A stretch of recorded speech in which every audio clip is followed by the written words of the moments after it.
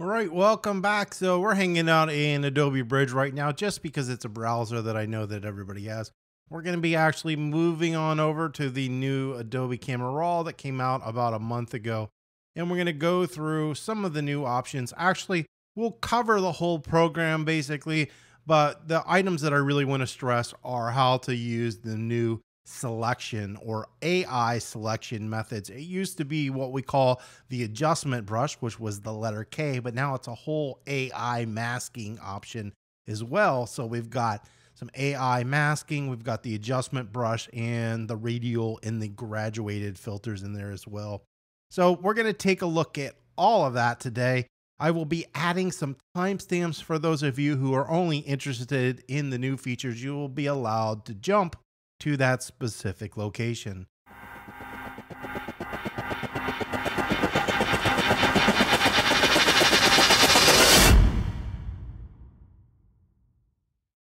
What I'm going to do is actually select two images just because I think it's going to be more helpful when we get in there and I'm explaining what's going on. So I'm going to go ahead and select a second image. And in Bridge, you just need to double click and that's going to launch on over to Adobe Camera Raw if shooting raw files. If you're shooting a JPEG, it's going to go straight into Photoshop. But we are now Adobe Camera Raw, which I think is 14.1, but I'm not positive. Down here, we have some options, and notice this is not set up correctly how I want it. So the very first thing that I'm going to do is I'm going to click on this down here. And a raw processor is what it says. It's processing a raw image, which is usually done in camera when you shoot a JPEG. So as we process it, we want to first apply a color space.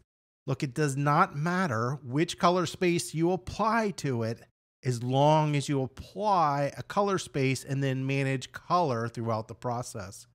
I use Adobe RGB just because it's larger than sRGB, and ProPhoto is too large and not really useful in today's world. We are going to be using a bit depth of 16. So we're going to go for that better image quality that we get at 16 bits per channel. I'm going to not resize anything. It's just going to be my raw file. And these are just some images that I've downloaded that allow me to use them for free for tutorials. And I'm going to set my resolution to 300. Look, by default, a lot of times this is set at 240. Everything that I print is at 300 pixels per inch. It's easier for me to use 300. I am never going to do output sharpening when I use Adobe Camera Raw. This should be the very last step in the process, and you want to make sure you size your image first before you ever sharpen.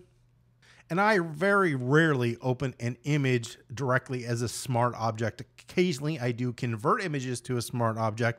But in my case, I'm not going to be doing that. If it's something that you need to use or use often, feel free to click that box. I'm going to hit OK, and we are ready to go. Now, the reason I loaded two images in here is so you can see how this works. And really, they've kind of changed this that you can sort of use Adobe Camera Raw as a browser now. It allows you to cull and edit. So I can make selections, or you can see I can star these images from right here.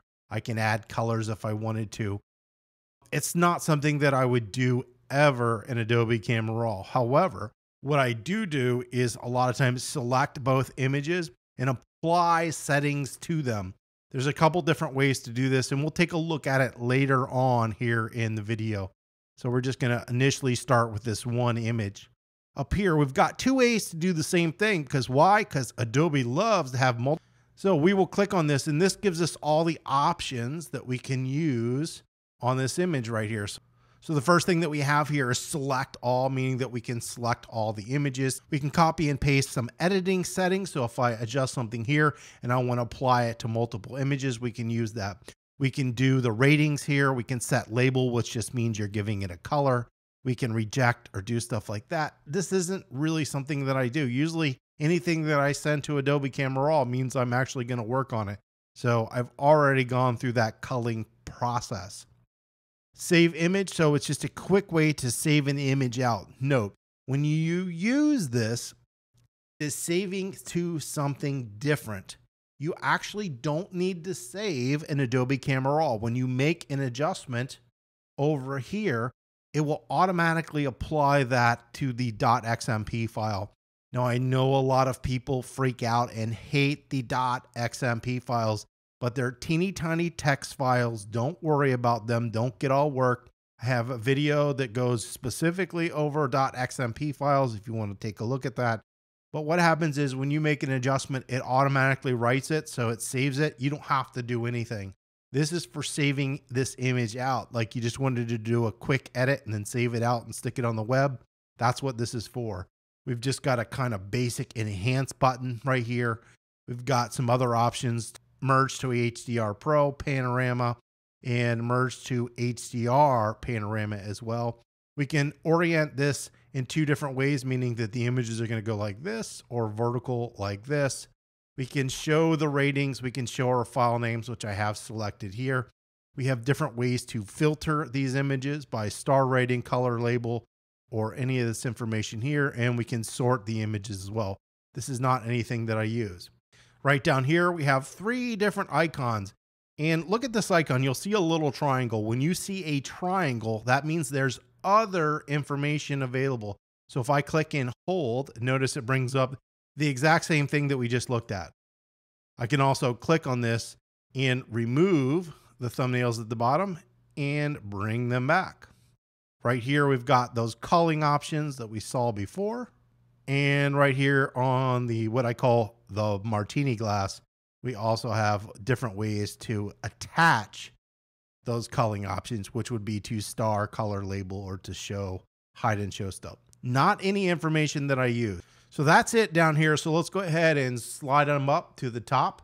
Once again, we have another way to save files out. So we can click up here and it's going to give us some save options. And this is just a simple way to save images out. So if you don't want to go into Photoshop and you want to do all your editing right here in RAW and then save something out, you have the option to do it. We have our settings, and that is the same settings that we saw right down here. And we have what I'm in right now, which is a full screen mode. You can click to go out, click to go back into it. Right down here is our histogram. Now, the histogram in photography shows you where the data is in your image. And it can be confusing for those of you who don't understand what a histogram is. We also have up here what we call alerts. And this is a shadow clipping alert, and this is a highlight clipping alert. If you have that little teeny tiny white box around it, it's on.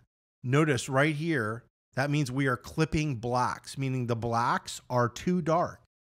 And if I make this really bright, notice I get this big red spot. That means I'm clipping or I'm losing information here in the sky. Now, you don't want this red to appear unless there is an area with no detail, nothing in it, where it's a pure white.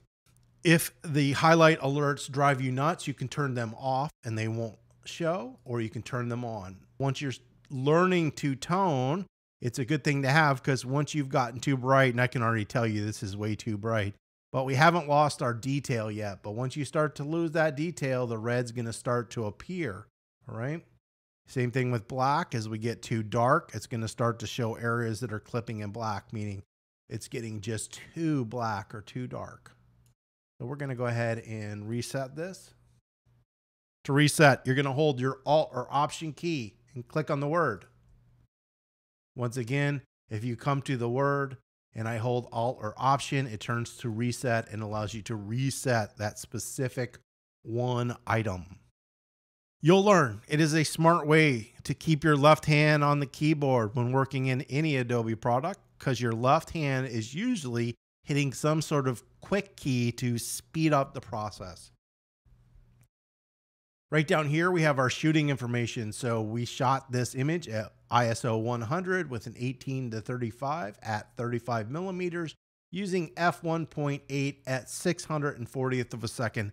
That's just the camera information embedded into your camera displaying how you photograph this image. Down here, we have edit. We have an auto and a black and white. Auto means, hey, it will auto tone your image. The problem with auto toning your image is it assumes you have a white with no detail and a pure black. So if I click on that, you can see it is automatically toning this image. No, I can't stand these alerts, so I'm going to end up turning them off. But what happened here is this foreground got too contrasty and we blew out this option. The problem with auto is because it sets white and black and it assumes everything is a beautiful long tonal scale, tries to make every image look exactly the same. The problem is that doesn't work. So I'm going to uncheck that and take it off. We also have an option to tone straight in black and white right from RAW. This isn't something that I really use, but it is something that you could use. I prefer to use the RAW conversion inside of Photoshop, which truthfully is very similar to the one here.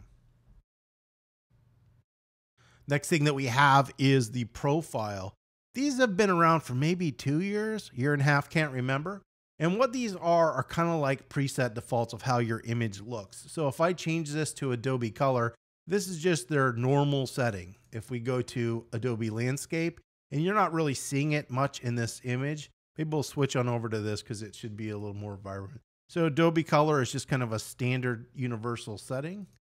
And we're going to go to Adobe Landscape. It's going to increase the contrast in the color saturation a little bit.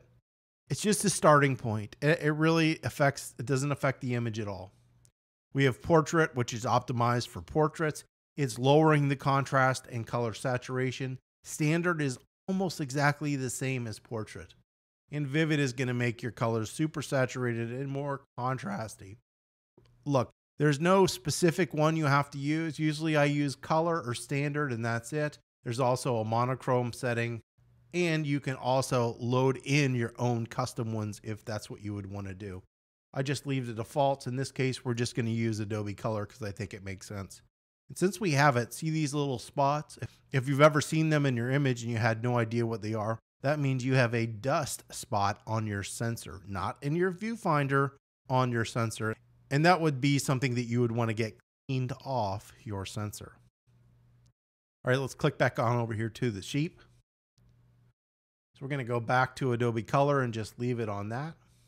Right here is the most important function as far as I'm concerned inside of Adobe Camera Raw. It allows us to set white balance after the fact. The truth is, I don't worry about white balance anymore. I always leave it on auto white balance and I shoot. Well, why? Because I can do all of my white balance settings here and I can get them a whole lot more exact than I basically can in the camera. By default, it's going to display how we shot it, but we can go to auto, which works pretty good. However, sometimes it makes it a little yellowish warm. We can go to daylight. It's a daylight setting. You can see that's not going to work for here. We can go to cloudy, which is going to fit this image more. We've got a shade option and we've got tungsten, fluorescent, flash, and custom. Even if you make a setting like auto, and as soon as you adjust one of these sliders right here, temperature or tint, it's automatically going to change that to custom. See, it changed to custom because we're custom setting that.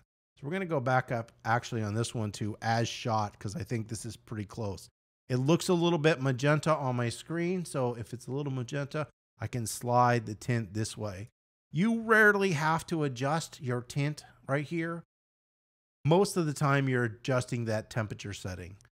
In this case, that looks pretty good for right now. I think we're just going to go ahead and leave it.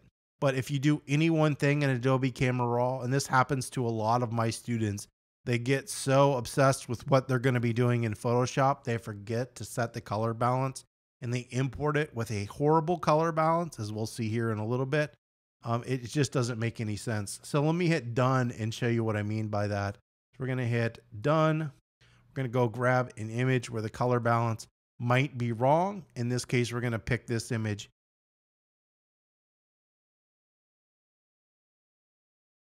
I'm going to go ahead and throw this on over to Photoshop. So this is the kind of color that you're going to get inside. You're going to get sort of that nasty, warm color. Now, this could be sunset where we do actually want this kind of golden color. But what I'm going to do in this is I'm going to use this in the tutorial to show you how to accurately adjust color balance. So right here, we've got warm. We're going to assume that, hey, we want this to be neutral. We can go to auto and see if that corrects it. Now corrected, notice how warm and blue it got. So it's too blue. So if we want to warm this up a little bit, we can adjust it. And now our color balance is a whole lot more accurate. Now this is accurate to a neutral color balance. This could have very well been shot like this with that golden color, and that's perfectly fine. But what's important here is to fix that color balance before you import an image into Photoshop. So in this case, I'm just gonna go ahead. We could also use tungsten. That's gonna be close to fixing it, and then we can warm this up a little bit, and that looks pretty good. I'm gonna say that's the color temperature that I want. Right here, we have an eyedropper, and this is a white balance tool. This will only work if you have an area that you know is neutral, meaning a gray or a white without color. In this image, I don't really see anything, so I'm not gonna set it. Truthfully, this is a tool that I never use. I go visually. My monitor is calibrated. I'm so used to seeing what things should look like. I'm used to not needing to use this. Right here, we have this little eye. It's kind of like a before and after. So if you want to see what it looked like before, you click and hold. That's what it looked like before. You let go, and this is where you're at now. So it's like a little toggle switch for before and after. The next thing that we have here are global settings. So global settings mean when you make one of these adjustments, it's going to adjust everything on the whole screen. So if we make it dark, everything's going to get darker. If we make it brighter, everything is going to get brighter. The trick with this is you don't want to make a global adjustment and fix one area and make the other worse.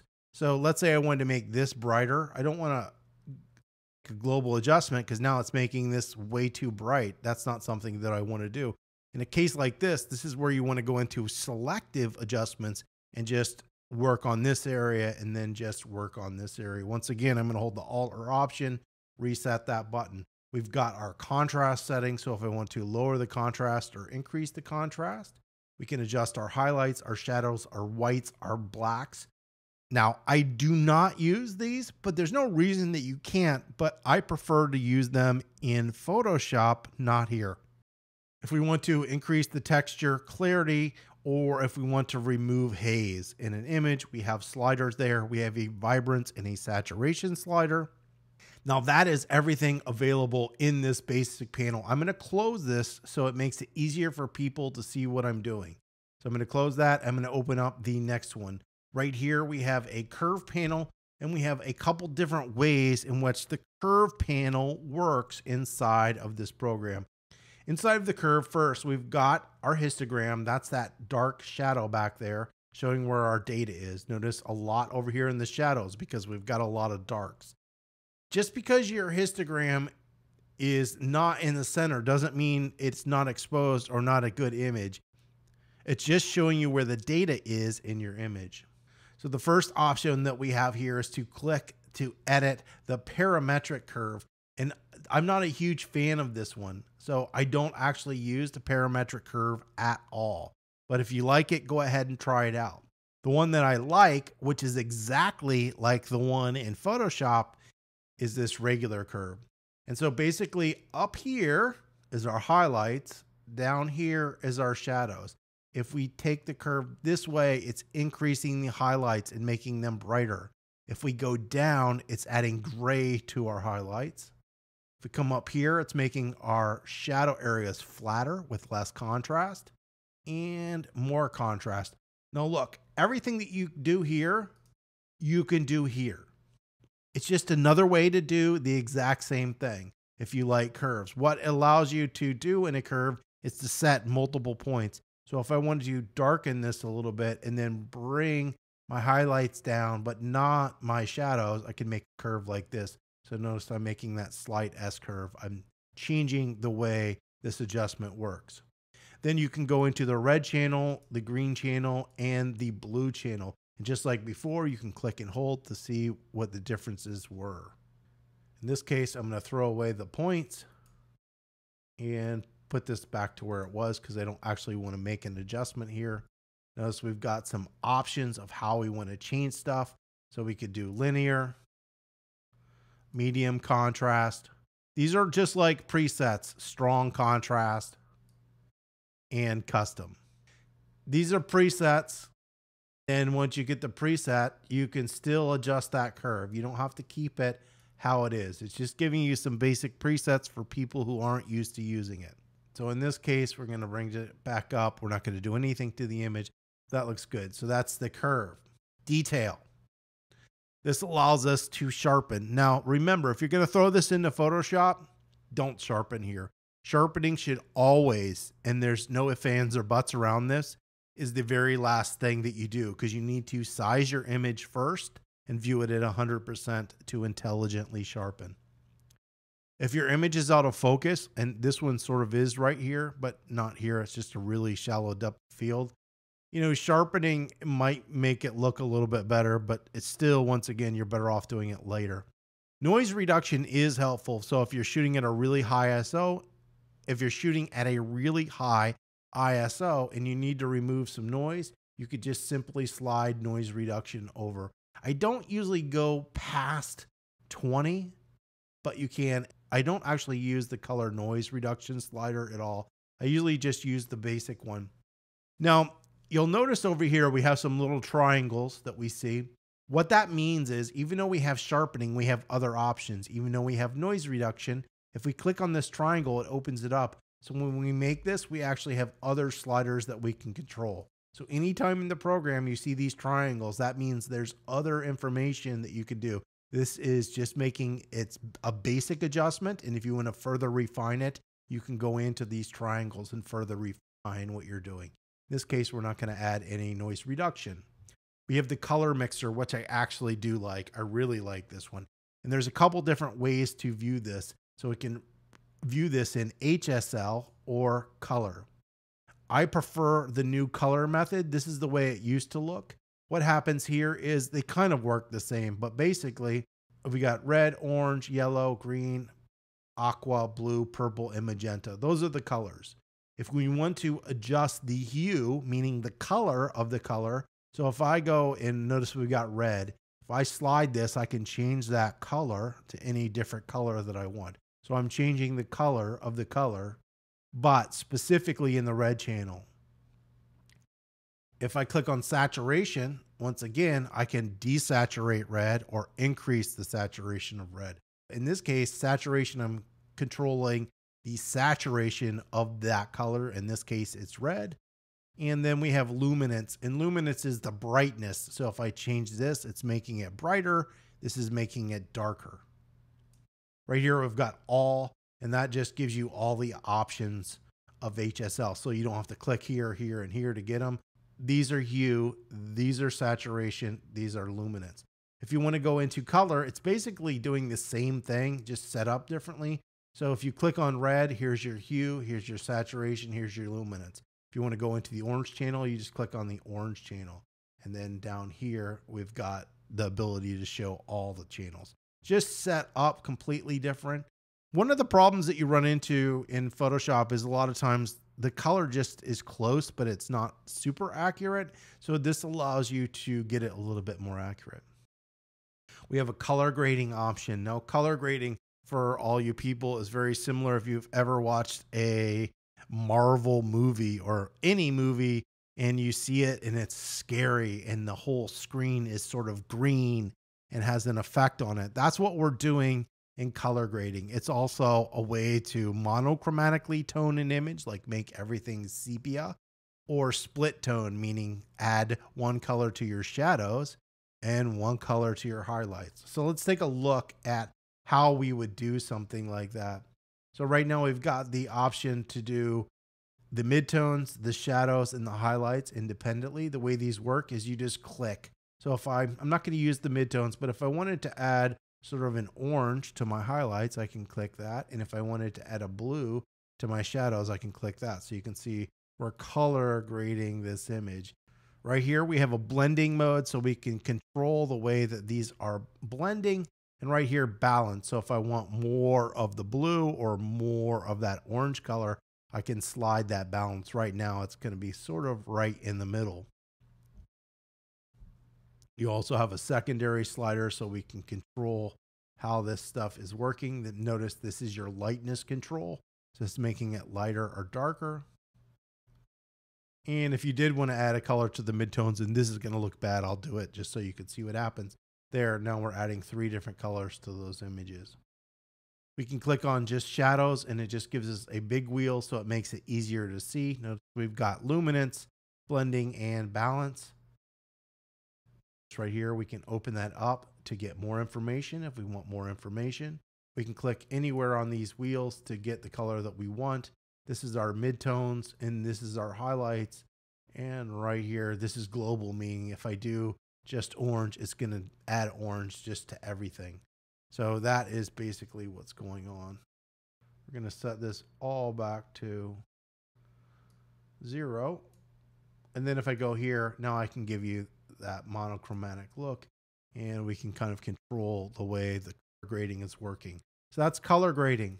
I set this back to just default. We've got optics, and we've got two different ways. One, to work from a profile, and we'll go ahead and open this up so we can see what's going on. And it says use profile correction. So if I click on this, it's going to automatically read the camera that this was shot in. So it can tell this was a Canon. It was shot at 85. And then it will allow you to correct. Now, the problem with this is we're not going to have any issues with that right here. So we're going to go ahead and hit done. Bring up a image that actually would benefit from something like this.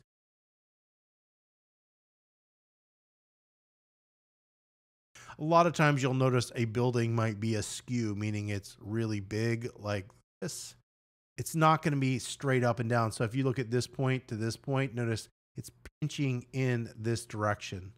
And this side is pinching in. So what this will do is correct for that process. So if I click on this, so you notice when I was on the other image, it automatically picked the camera make, model, and profile. What this means is this has not been embedded with this photo, so it doesn't know what it is. So in that case, you're going to have to do one of two things. One, you can do an auto, will kind of automatically read that. And once you've made all those selections, it's going to correct, and we can see it if I go back to default, see it change, then go back to custom, see it warp it and change. But then you also have the option to manually adjust this stuff. So I'm going to do it extreme so you can see what's happening. So I'm controlling the distortion and the vignetting in the image. Or we can click off this totally and just use this to remove chromatic aberration. So if you look there and the thing, it says reduces color fringing most commonly found in bright lights and sharp edges. Use chromatic aberration option to remove fringing caused by lenses. In this image, we're not going to really see it, but a lot of times in the edge, you'll get these weird speckle of colors when it should just be neutral. And so that's what chromatic aberration would be fixing. In this case, we're not going to do anything in optics. The next thing that we have is geometry.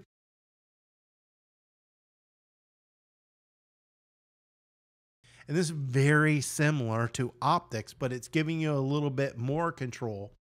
So we have different ways to fix the geometry of this image.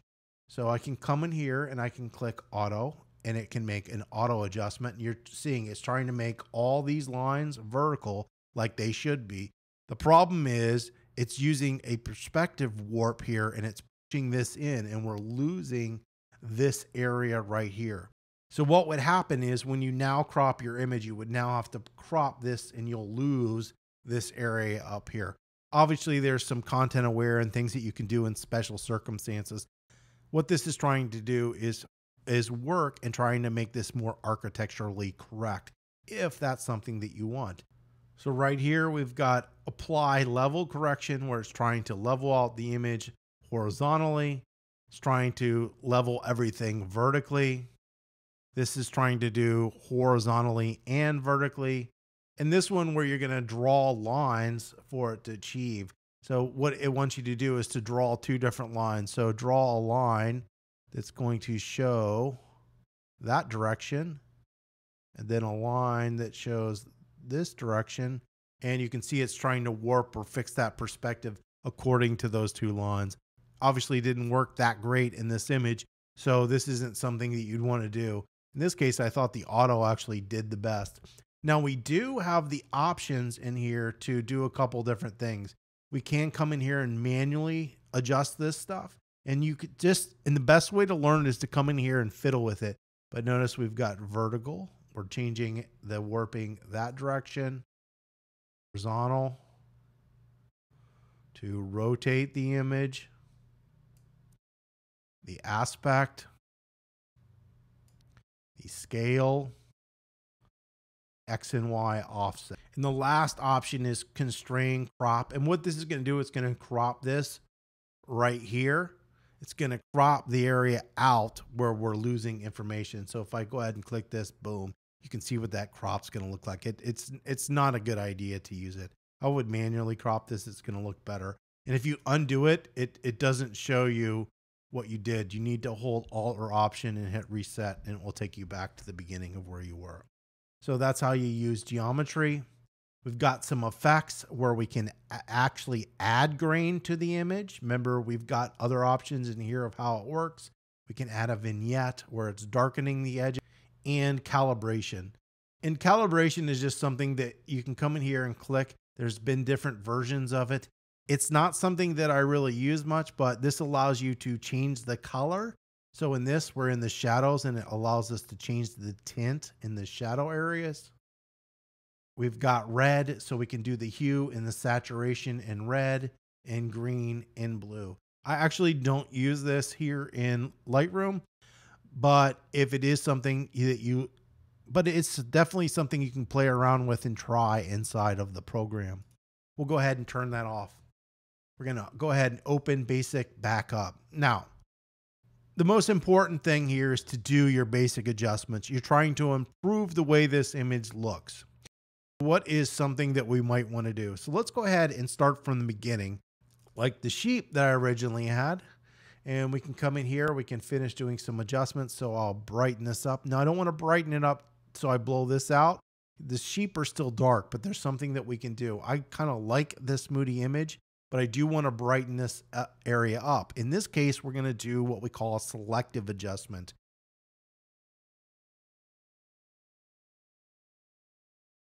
And the reason I picked this is because it's showing something that we have new. First of all, this is the crop tool. We'll come back to it. This is for cloning or stamping out images for spot removal. And this is the new masking tool.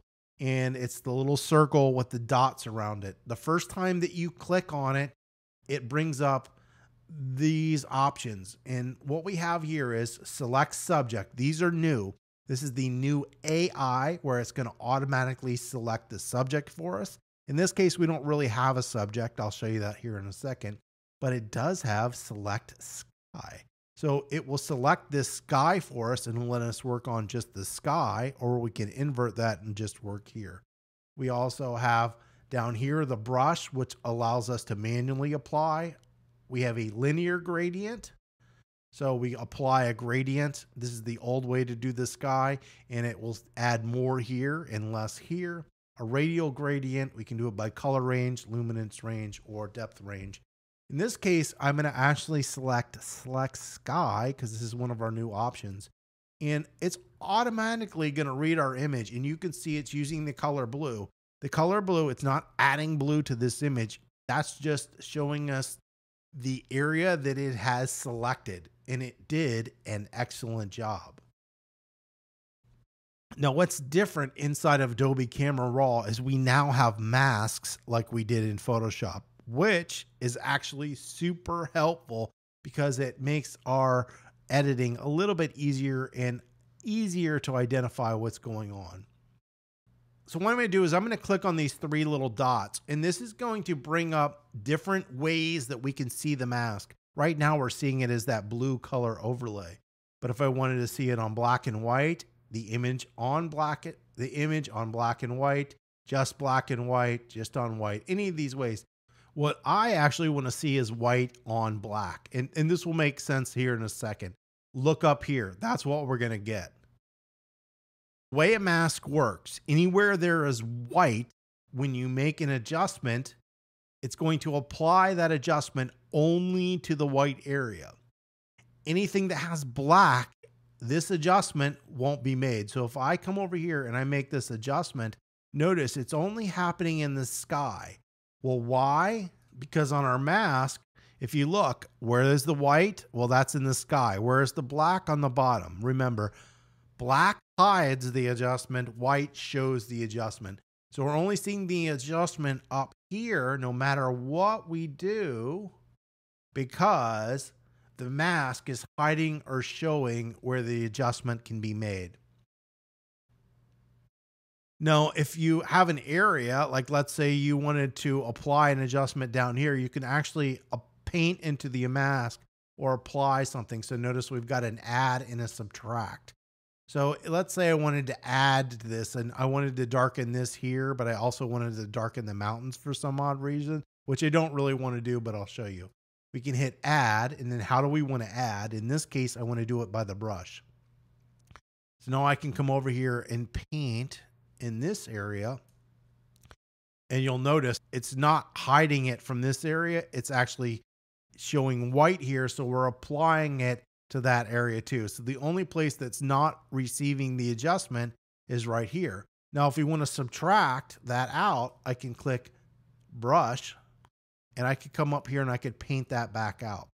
So at any one point, days later, you can come in here and change this mask. The mask is used to either hide or show an adjustment. There's a variety of different ways to make the mask, and masks don't actually have to be completely black or white, but white is going to show the adjustment. Black is going to hide the adjustment. If you have gray in your image, it's going to show, like if you have 50% gray, it's going to only show 50% of the adjustment over here. It takes a little bit getting used to it, but for right now, what we're going to do is hold my favorite reset button and remove what we just did. So once again, we're going to click up here. If we want to go into those adjustments, we can come over here, click on this button. In this case, I want to do select sky. So I'm going to click select sky. It's automatically going to make the mask for me. And what that's going to allow me to do is to just come in here and start making an adjustment. As soon as I start to slide this slider, this mask view is going to disappear and it's going to start to show me the adjustment being made. So if I go over here, you can see it's showing me. I could say, oh, that is perfect. Exactly where I want it. So now we're going to do something a little bit different. So in this case, we're going to add a new mask because I want to now affect this area, not this area. So to do that, I need to make a new mask. So I can come up here to plus. In this case, I'm going to hit select sky again. And there's a specific reason why. I don't actually want to use the sky, but what I can do is I can invert this. Once we've created the new mask, and look, if it's easier for you to label these something other than mask 1 and mask 2 when you're learning, you can do this. You can either come out to this little dot right here where it says more options, or you can right click and hit rename. And I can call this foreground or sheep. Okay. So it makes more sense. So now I know what I'm working on. The problem is when I made this selection, it only knows how to select the sky, but we can invert that, meaning we can flip it. So the white is on the top and the black is the bottom. We want the opposite. So if you come over here to select sky and you've got this, it's just, we'll change it. So if I click this, it will automatically invert it. Now we've selected this. So it was easier to select the sky and invert it than it would be to come in here with a brush and try to painstakingly paint that in. So now when I make this new adjustment, it's only going to be happening in the bottom. Really cool option. So we've toned one mask for the top, one for the bottom, and it lets us apply that. And if we wanted to not brighten this up as much, and I just wanted to brighten up the sheep, I could actually make another one. So I can hit select. In this case, I could hit brush, or I could just have hit the quick key K, and that will bring up the brush. And the brush gives us this symbol. So if you look at the brush, we've got the solid line. That's how big the brush is at 100%. Anything inside of that inner circle with the solid line is going to be 100% of the adjustment. And then what it does is it feathers or blends it out. That is your feather over here. So if you lower your feather, that distance between the two circles is going to be smaller. If you increase it, it's going to be greater. This helps give you an edge where you can't see what's going on. So what I'll do to explain that is I'll make a horrible adjustment so you can see it. And I'm going to do it right here. See how we got a hard edge? because you don't have a feather. If you have an increased or high feather, notice it blends that out. So from that inner circle that is solid to the exterior, it's blending that area out. So I can undo what I just did, and we're back here at the beginning. In this case, I can come in, I can hit the letter K this time.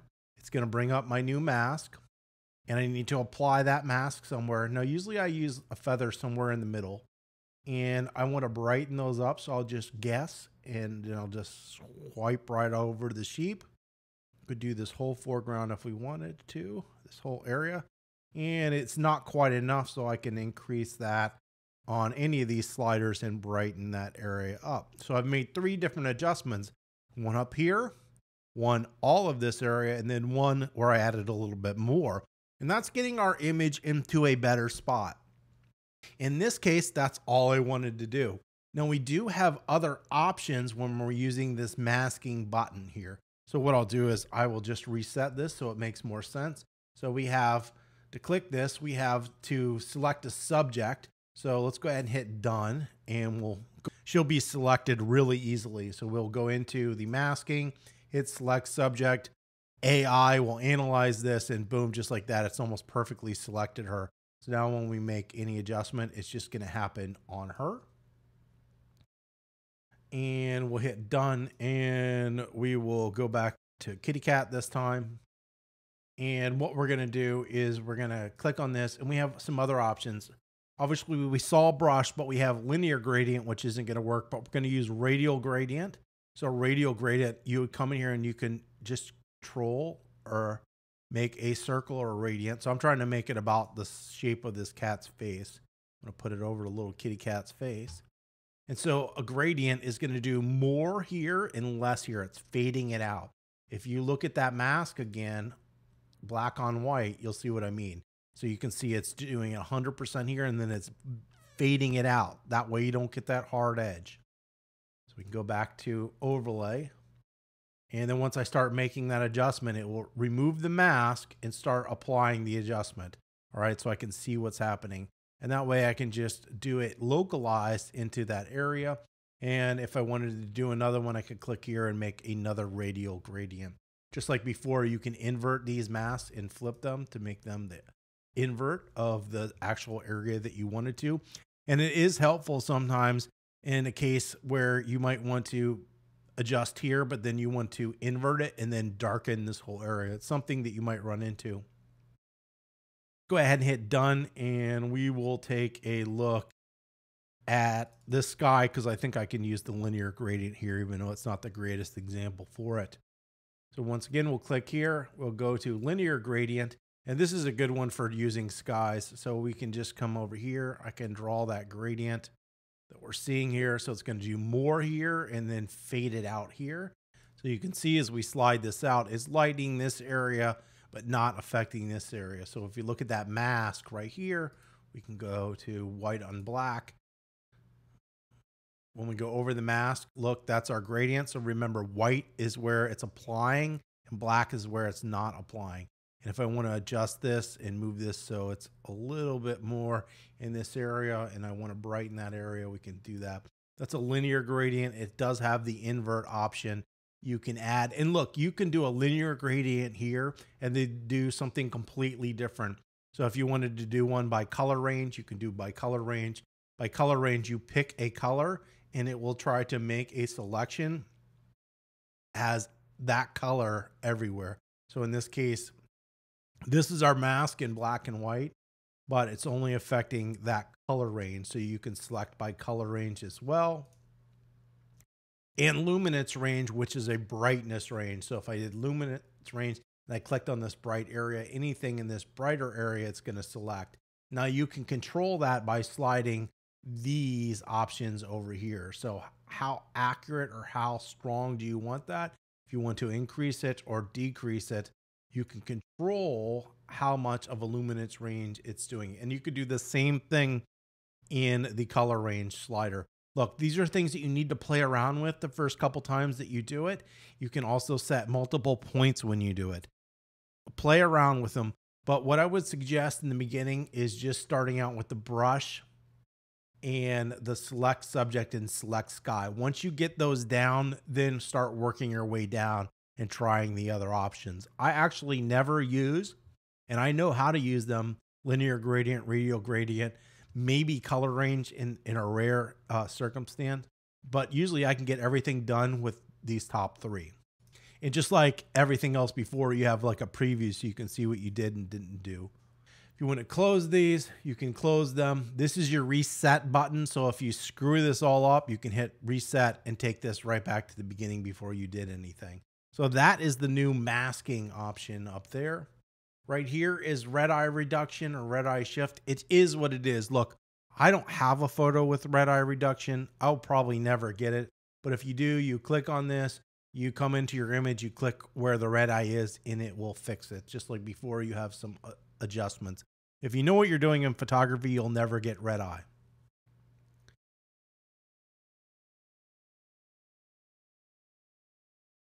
The next thing that we down here have are snapshots. And snapshots are basically letting you take a picture of a time and place during your adjustment. So what does that mean? I know it's difficult to understand. Let's go ahead and hit done, and I'll do a snapshot. So we're going to open this image up. Okay, so now we've got the worm. So what I'm going to do is I'm going to actually create a snapshot right here at the beginning. Boom, new snapshot, and I'm going to put beginning. And we're good.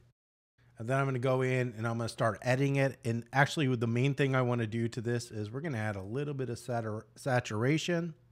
And I'm going to go into effects. I'm going to give a dark vignette. That's all I'm going to do to this image. Then I can come back up here to snapshots. You can click the button right there, take a new snapshot. I'll just call this end. And it lets me see states. So if I was doing something really complicated, I could make a whole bunch. But if I wanted to go back to that beginning point, I could just click on that. It takes me back to the beginning. If I wanted to go to the end point, I can click on that. And it will it'll let you go back in times, kind of like history states, but without having to use the Command Z option. So snapshots, you can like tone something and say, yeah, I like that, but let me see what it would look like if I came in here and I did some color grading to it, and we'll just do some horrible color grading. And then I could come back in, hit, make a new snapshot. We'll call this color grading. I could say, do I like it better? Well, this was before color grading and this was after color grading. Now I like it better without the color grading. So I could just click on that, and then I could go back in here and start toning from that point on. That's what snapshots do.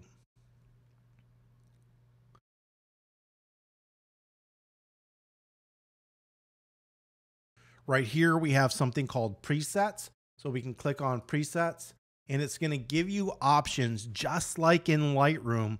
And these are kind of just preset ways that first Adobe has created, or you can create your own. If we open these up, remember any triangle you can open up. We don't want to do portraits because we're not doing that. So let's do style cinematic. I have no idea what they are going to be because I don't use them. When you hover over them, they'll show you what the presets are going to look like.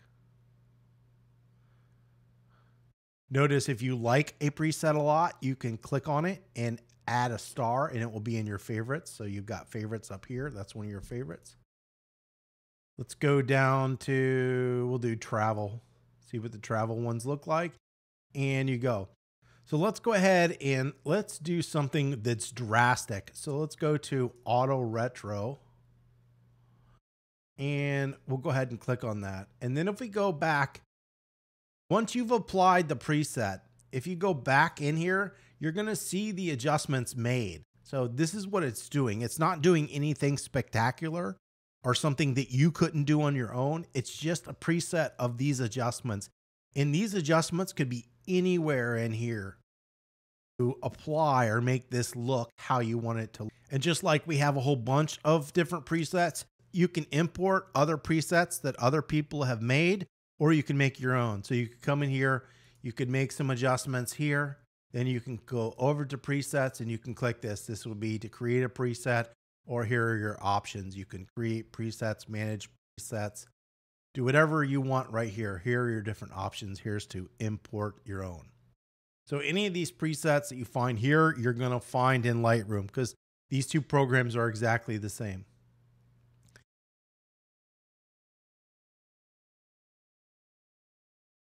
The last thing that we have down here are some options. And what we're going to do here is we're going to actually do something different.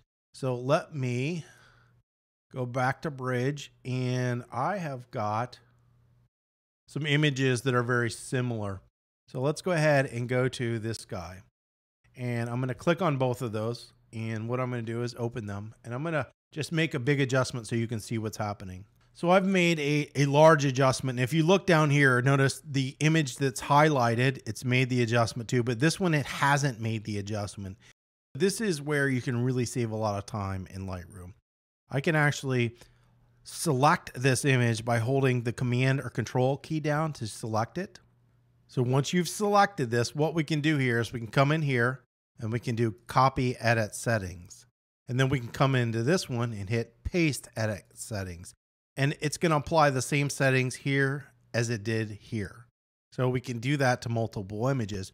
And then if you have two images selected, you can actually, it's open both of those images at the same time. So if you have two images in RAW, you can actually open both of them into Adobe Photoshop. So let's do something a little bit different here. We'll go back to Bridge. We will select, we have two different versions of this dog. So let's go ahead and open this one. And we'll just make a big adjustment so we can see that. And then I can hit Open Image. This is the same way to do the same thing. So we're going to go back to Bridge. Here's the second image. I'm going to open that. But this time when I'm in Bridge, I can come over here to these settings and also put Apply Previous Settings. So it's going to apply the previous settings that I did to the other dog image to this image. So they're both toned exactly the same. Now, any of the options that you want to have are all going to be listed here. So we've got reset to open, reset to default. So if I wanted to reset it, I could do that. Create a snapshot, create a preset, copy settings, copy selected settings. Remember, we had those options over here, but we also have them over here. We've got save image, we've got enhance, and then we've got export to XMP. So I can export the settings to an XMP file, or I can set the raw defaults.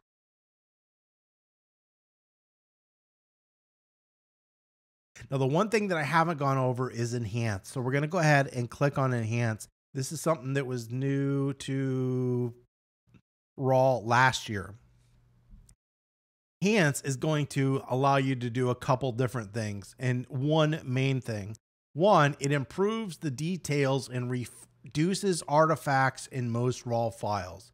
We can improve the RAW image by just clicking this and hitting enhance, okay?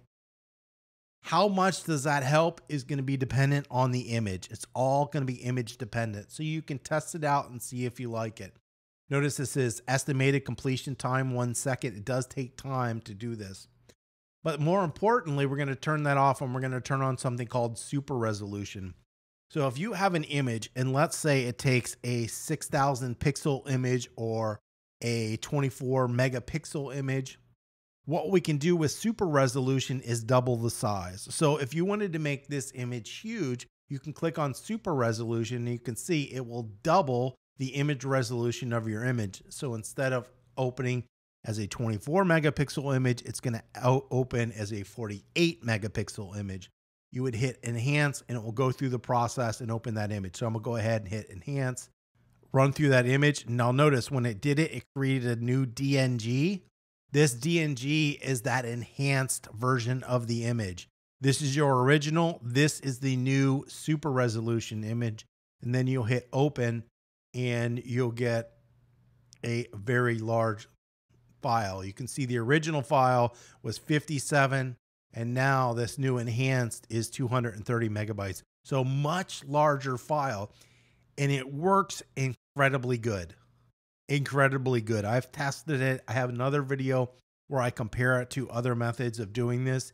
It really does do an excellent job at making your file size larger.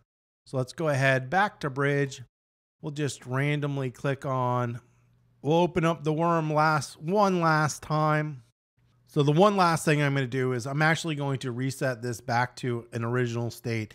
Notice in the basic panel, remember I told you if you hover over exposure, if there's an adjustment and you hold Alt or Option, it lets you reset this one. But if you want to reset everything, if you hold the same Alt or Option, then go up here, it says Reset Basic, and that will reset everything there. So that's one way to reset everything. Or you can come up here, click on the three dots and say Reset to Default, and Reset to Default will take it back to its original state of how we opened it when we got into Adobe Camera Raw.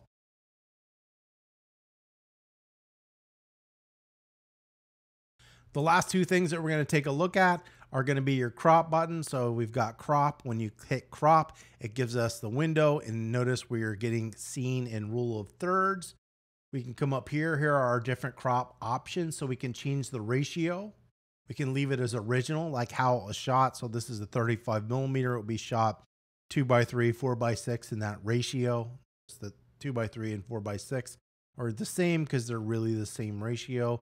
We have a 1:1, a 4x5, 8.5x11. We have some default or preset ones, or we can come in here and make our own custom one. If we come in here, we can crop in a variety of different ways. If you grab a corner and move it, it's going to let us freeform and adjust it if we do as shot. If we switch it to one of these presets, it's not going to let us freeform. It's going to keep that ratio the same, okay? So our ratio is going to be the same. And from whichever point you drag, it comes in from that side.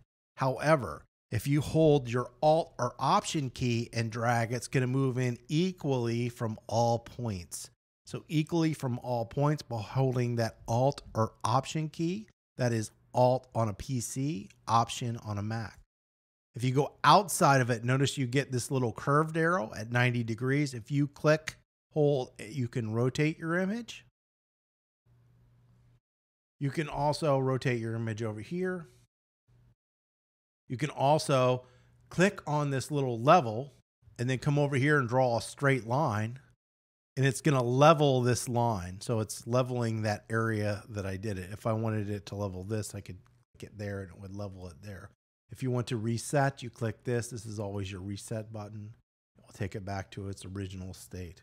And the cool thing is if you crop this like horribly and then we apply it, so we just go to a different thing. If you come back to crop, it's non-destructive. So it's not actually removing this area. We can always get this back to how we had it originally. So everything that you do in Adobe Camera Raw is what we call non-destructive. It doesn't ever remove it.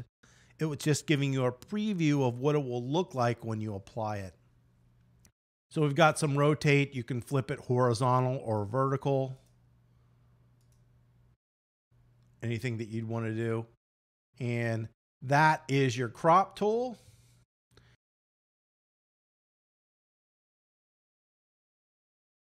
Right down here is our cloning. So cloning is done in two different ways. Healing, which is using content aware, and a strict clone where you take one part and it will apply another. So we'll do clone first. So the way this works is, all right, so the way clone works is first we can control our brush size, our feather, and our opacity. Opacity is how much do you want to clone it out, 100% or 50%? Usually it's going to be around 100%. And then we're going to paint over the area that we want to clone. So in this case, it's this. I'm just going to go ahead and brush over top of it. And then what it's going to do, it's going to automatically pick an area. So it's going to say, hey, do you want to replace this with this area over here? Now you see, because we have a strong feather, it's not doing so great on this edge. And it's not doing a great job at cloning this area out because we need to make our brush a little bit bigger and with a little bit less of a feather to make it look good. But that's what it's doing. If you don't like the area, you can just drag this point and move it anywhere you want it. So if you wanted to clone out here or a different area, it's easy to move that around and it's going to go ahead and apply that. In this case, I can come over here and I can change this. See, at any point, it's getting a better area. If I want to increase that a little bit, I can increase my brush size, and then I can come over here and brush that out again. So what I will do is hit reset. We'll make our brush bigger. Now notice that inner area is bigger. I'm going to show you how to draw a straight line. So I'm going to click up here once, and then I'm going to hold shift. I'm going to go to the bottom and click again, and notice it draws a perfectly straight line. And now you can see it's cloning this area out better. It's still got a little bit of area. Now, let me tell you the truth about cloning in Adobe Camera Raw. I'm not a fan of it. Photoshop's cloning is far superior to Adobe Camera Raw or Lightroom. But this is what it looks like. There's nothing you really need to do. Once you click back on edit, this area is going to disappear, but you're going to see what it looks like cloned. It really didn't do the greatest job. Let's go ahead and hit done. I'm going to show you on this woman's face because it's going to make more sense for the healing brush. So we're going to go ahead and select her, send her back on over to Adobe Camera Raw. We're going to grab this, and this time we're going to use the healing brush. Now inside Lightroom, you can use the wheel on your mouse to scroll and make your brush bigger or smaller. So what we're going to do is just sort of zoom into her face a little bit, and any of these spots that we might want to remove, we can do by healing. And it uses something called content aware. So it's analyzing the area around it, and it's automatically going to replace it. So if I go like this, it's going to replace it. And you're seeing it's replacing this with that. Once again, you can move this to an area that's more like that area. Let's say that we wanted to remove this little mole here. We can do that. It's removing it, showing you what it looks like. And you would just go through and do this in all the different areas where you'd want to remove them. That's the process. Then you come up here, click on that, and you'll see what that looks like. For simple things, this works okay, but you just have to believe me, Photoshop is just so much better at this process. Well, that is just about everything that we can do inside of Adobe Camera Raw. If you found this video helpful, don't forget to give me a thumbs up. If you have any comments or questions, you can leave those below. And as always, don't forget to subscribe.